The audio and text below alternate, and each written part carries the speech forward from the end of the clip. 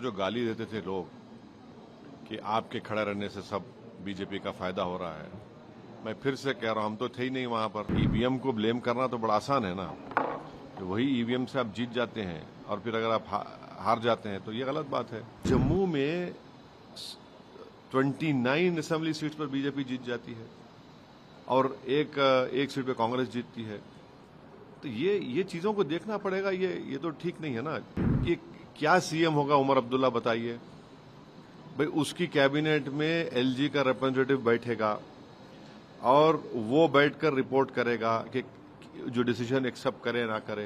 एक प्यून को अपॉइंट नहीं कर पाएंगे, तो पूरा पावर तो एलजी के पास ही है। हरियाणा और जम्मू कश्मीर विधानसभा चुनाव में बीजेपी ने शानदार प्रदर्शन किया। विधानसभा चुनाव के नतीजे सामने आने के बाद विपक्ष भड़क गया, क्योंकि जहां रुझानों को देखते हुए कांग्रेस जश्न मना रही थी, तो वहीं रात तक तस्वीरें बदल गईं और भाजपा को हरियाणा में जीत के साथ जम्मू में भी मिली उम्मीद से ज्यादा सीटें। इस बीच एआईएमआईएम प्रमुख असदुद्दीन ओवैसी ने कांग्रेस से निराशा जताते हुए क्या कुछ कहा, सुनिए। हमको जो गाली देते थे लोग कि आपके खड़े रहने से सब बीजेपी का फायदा हो रहा है, मैं फिर से कह रहा हूं, हम तो थे ही नहीं वहां पर, तो कैसे जीत गई बीजेपी। क्या क्या अनाप शनाप बोलते थे हमारे बारे में, ये टीम वो टीम। अब जब वहां पर बीजेपी जीत गई, जिम्मेदार कौन है इसका। और दूसरी अहम बात यह है कि 10 साल की एंटी इनकम्बेंसी का फायदा कांग्रेस पार्टी को उठाना चाहिए था, मगर लगता यह है कि उनके इंटरनल डिफरेंसेस की वजह से उसका फायदा बीजेपी को हो गया। और तीसरी बात यह है कि बीजेपी को अगर आप जरा सा भी मौका देंगे इलेक्टोरल बैटल में, तो बीजेपी उसका फायदा उठा लेती है। और आखिरी बात यह है कि 2024 के चुनाव के बाद भी, और पार्लियामेंट में मैंने कहा था कि जो लोग इसको कह रहे हैं कि ये बड़ी नफरत पे कामयाबी हो गई, मैं उस वक्त भी कहा था कि वो बात नहीं है।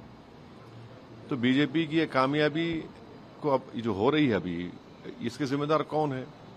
तो ये है असल कांग्रेस पार्टी पे निशाना नहीं है भाई। मेन अपोजिशन तो आप ही है वहां पर, मेन अपोजिशन तो ओवैसी थोड़ी है, मेन अपोजिशन आप ही है।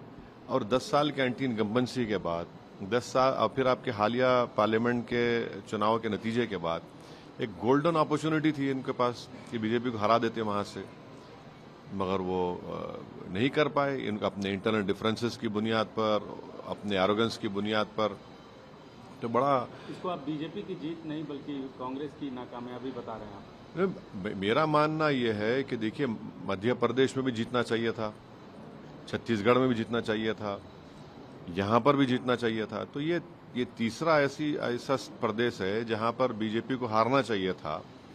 असेंबली इलेक्शन बीजेपी जीत गई, तो ये खुद एक बहुत बड़ा पैगाम देता है कि किस तरीके से क्या हो रहा है। तो जहां तक मेरा ताल्लुक है, हमारी पार्टी हम तो डिसाइड के नहीं लड़ेंगे, मगर इतने बड़े लोग इस पार्टी के मुझसे भिजाए लोगों के आप चुनाव लड़िए, बोला नहीं लड़ेंगे हम चुनाव लड़ेंगे, अपनी तरीके से लड़ेंगे। तो ये तो ठीक नहीं हुआ, बिल्कुल ठीक नहीं हुआ। और 10 साल की एंटी इनकम्बेंसी और इनएफिशिएंसी इतनी ज्यादा थी वहां पर, तब भी फायदा नहीं उठा सकी कांग्रेस पार्टी से। ईवीएम को ब्लेम करना तो बड़ा आसान है ना, तो वही ईवीएम से आप जीत जाते हैं और फिर अगर आप हार जाते हैं तो ये गलत बात है। आप बोलते हैं, मगर ये मेरा ओपिनियन ये है कि ये स्टेट बीजेपी को हारना चाहिए था। बहुत से फैक्टर्स थे जो उनके खिलाफ जा रहे थे। तो अगर आप यहां पर भी अगर नहीं हरा पाएंगे बीजेपी को, तो ये बड़ी तकलीफदेह बात है। मगर जम्मू में 29 असेंबली सीट्स पर बीजेपी जीत जाती है और एक सीट पे कांग्रेस जीतती है, तो ये चीजों को देखना पड़ेगा। ये तो ठीक नहीं है ना, बिल्कुल ठीक नहीं है ये। भाई वैली में एक रिजल्ट आ रहा है, जम्मू में बड़ी पार्टी बीजेपी बन जाती है।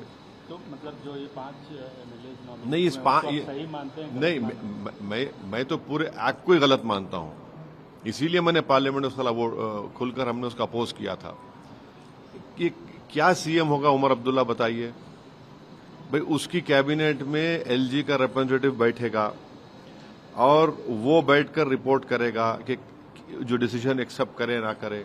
अगर उमर अब्दुल्ला अपने मंत्रियों को लेकर दिल्ली आना चाह रहे तो प्लेन में बैठ के ऐसा नहीं आ सकते, उनको एलजी से परमिशन लेके आना पड़ेगा, एक प्यून को अपॉइंट नहीं कर पाएंगे, तो पूरा पावर तो एलजी के पास ही है। अब देखिए ये तो बड़ी यानी गलत बात है ना। ये तो इलेक्टेड जनता वोट डाल रही है और पूरे इख्तियारात एलजी को दे रहे हैं आप, ये कैसे होगा बताइए। उसूलन अखलाकन कॉन्स्टिट्यूशनल प्रोप्राइटी डिमांड करती है कि जो भी सीएम होगा उसके ओपिनियन से, उनकी रजामंदी से आप अपॉइंटमेंट करिए। मगर एक अजीब व गरीब किस्म का एक्ट पास किया गया 370 का, जिसमें आपको एक मिसाल देता हूं। कैबिनेट की मीटिंग होगी, उमर अब्दुल्ला की कैबिनेट मीटिंग होगी, तो एलजी का रिप्रेजेंटेटिव बैठेगा उसमें और वो बताएगा एलजी को कि इसको कबूल करे ना करे। अगर उमर अब्दुल्ला कैबिनेट के मिनिस्टर को दिल्ली जाने का है, दिल्ली जाने का भी है, तो उसको एलजी से परमिशन लेके जाना पड़ेगा। एक प्यून को अपॉइंट नहीं कर सकता सीएम वहां का। तो ठीक है, ये बात बिल्कुल सही है कि कश्मीर के अवाम में जो गुस्सा था 370 को अबॉलिशन का, उन्होंने अपना गुस्सा का इज़हार कर दिया। और फिर दूसरा ये है कि हमारे पड़ोसी मुल्क जो बोलते थे कश्मीर के बारे में, इलेक्शन तो हुआ, साफ सुथरा हुआ, इसमें कोई इनकार नहीं कर सकता, ये भी एक बहुत बड़ी कामयाबी है। तीसरी बात यह है कि जम्मू में आप देखिए कि 29 सीट बीजेपी जीत गई, वहां पर भी कांग्रेस पार्टी एक ही सीट जीती। ये चीजों को देखने की जरूरत है। कश्मीर छोड़ दी, वैली, अच्छा कश्मीर में तो बीजेपी ने बड़ा प्रोपेगेंडा किया था कि पहाड़ी गुज्जर, वो सब जीरो हो गया, पहाड़ी गुज्जर मिलकर बीजेपी को हरा दिए। मगर जम्मू में 29 असेंबली सीट्स पर बीजेपी जीत जाती है और एक सीट पे कांग्रेस जीतती है। तो ये चीजों को देखना पड़ेगा। ये तो ठीक नहीं है ना, बिल्कुल ठीक नहीं है।